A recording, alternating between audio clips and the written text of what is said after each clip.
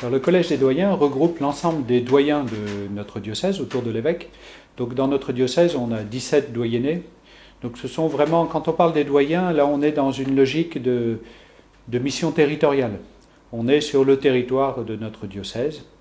Et dans ce territoire, il y a des curés doyens qui portent la responsabilité de l'annonce de l'Évangile.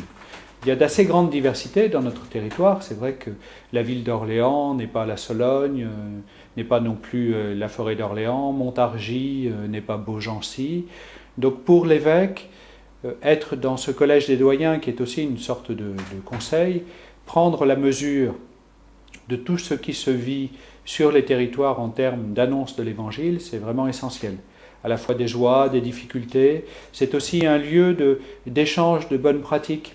Dans les doyennés, on tente des choses pour l'annonce de l'Évangile et que les autres doyens l'entendent, se disent tiens, je pourrais tenter cela chez moi aussi, c'est important.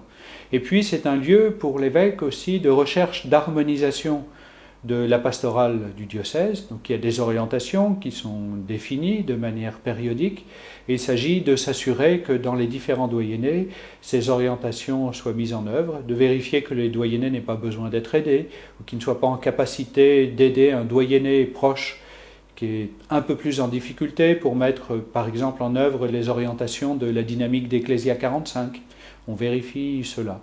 Donc c'est vraiment un des lieux importants de partage, de conseil, de réflexion et d'élaboration pastorale dans notre diocèse.